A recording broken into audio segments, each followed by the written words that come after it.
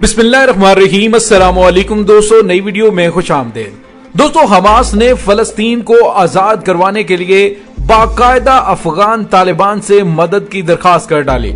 अफगान तालिबान के कितने मुजाहिदीन इसराइल के खिलाफ जंग के लिए रवाना होने वाले हैं जानकर अमेरिका और इसराइल के होश उड़ गए। जबकि दूसरी जानिब वज़ीर आज़म पाकिस्तान इमरान खान की कोशिशें रंग ले आईं। अमेरिका की यूएस डिपार्टमेंट ऑफ स्टेट ने अफगान तालिबान की हुकूमत को तस्लीम करने के हवाले से एक बड़ा बयान दे दिया है।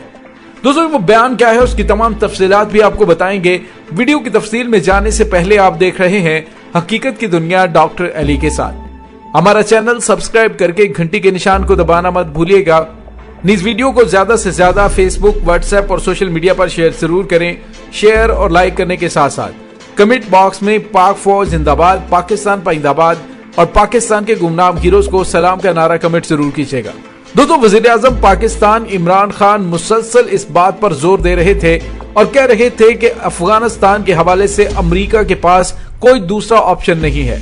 अमेरिका को अफगान तालिबान की हुकूमत को तस्लीम करना ही पड़ेगा। लेकिन दोस्तों, अमेरिका की जानिब से पाकिस्तान पर दबाव बढ़ाने का सिलसिला जारी रहा और कहा गया जी कि पाकिस्तान की जानिब से जो अफगान तालिबान के हवाले से पाकिस्तान माजी में उनकी मदद करता आया है, इस चक्कर में पाकिस्तान पर पाबंदियां लगाई जाएंगी।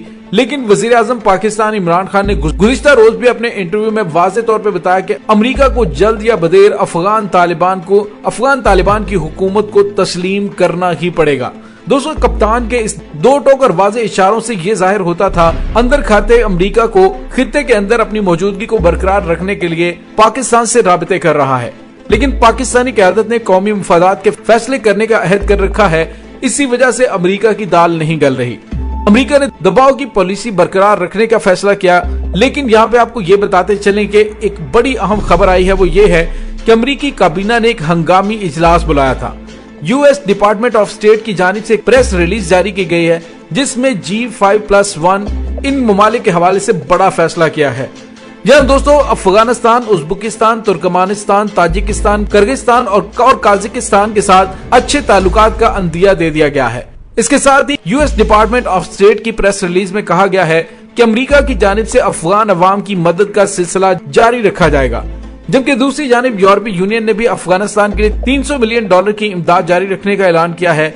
लेकिन साथ ही ये बयान भी दिया है कि अमेरिका तालिबान की इजाजत के बगैर अफगानिस्तान में हमले कर सकता है। दोस्तों, ये ऐसा ही है कि जैसे एक ड्रावा या फिर एक डेटरेंस बरकरार रखना है कि जी हम सुपर पावर हैं और हमारा रोब दबदबा है।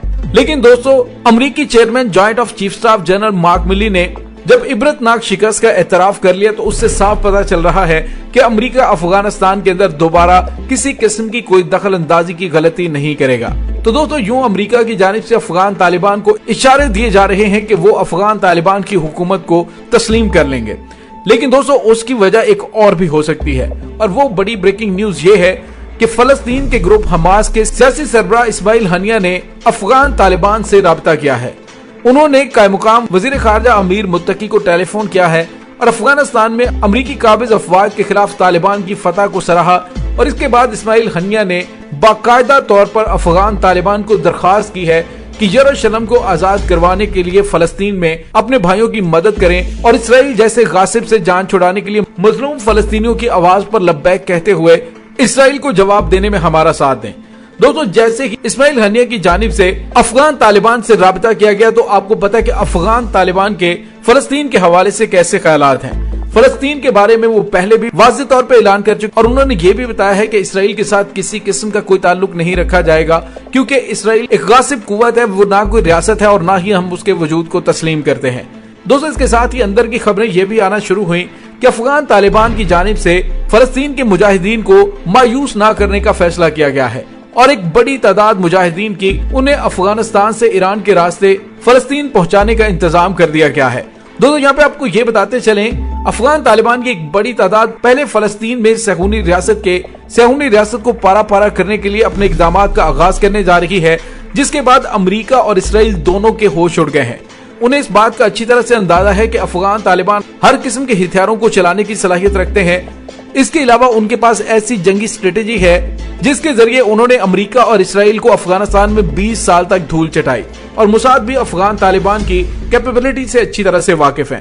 دوسری جانب دیگر اسلامی مزاحمتی گروپوں کے بھی آپس میں رابطے ہوئے ہیں، کیونکہ آپ کو یاد ہوگا کہ کچھ عرصہ پہلے اسرائیل کی غاصب فوج نے فلسطینیوں کے خلاف بیت المقدس اور غرب اردن میں تلاشی کے دوران کئی فلسطینیوں کو شہید کر دیا ہے۔ ابھی جو تازہ ترین واقعہ پیش آیا ہے اس میں کم سے کم 9 فلسطینیوں کو حراست میں لیا گیا، اور گرفتاری کے موقع پر قابض فوج نے ان کے گھروں میں توڑ پھوڑ کی اور لوٹ مار بھی کی۔ دوسری جانب قابض صہیونی حکام نے ستمبر کے اوائل میں سرنگ کے ذریعے جبلوت جیل سے فرار کے بعد دوبارہ گرفتار کیے گئے 6 فلسطینیوں کو قید تنہائی میں ڈال دیا ہے۔ فلسطینی قیدیوں کے وکیل نے بتایا کہ ان کے موکل اسیر محمد عارضہ کو قید تنہائی میں ڈالا گیا ہے، ان سے تمام تحقیقات مکمل ہونے کے بعد انہیں الگ سے قید تنہائی میں نہیں رکھا جا سکتا۔ دوستو یہاں پہ آپ کو یہ بتاتے چلیں کہ اس وقت مغربی کنارہ میں یہودی آبادکاروں کے خلاف فلسطینیوں کا احتجاج جاری ہے، اور مظلوم فلسطینی جو کہ عرصہ دراز سے اقوام متحدہ کی جانب دیکھ دیکھ کے تنگ آ چکے ہیں، اور اب اپنی طاقت سے انہوں نے اسرائیل سے یروشلم کو خالی کروانے کا فیصلہ کیا ہے، اور اسی لیے افغان طالبان کی جانب سے پازیٹیو سگنل ملتے ہی امریکہ نے یو ٹرن لیتے ہوئے کہا ہے کہ ہم افغانستان کے ساتھ ساتھ ان کے ہمسایہ ممالک کے ساتھ بھی اچھے تعلقات کے خواہاں ہیں، اور ہم ان کی مدد جاری رکھیں گے، اور اس کے ساتھ ہی کچھ فنڈز بھی ریلیز کیے گئے ہیں۔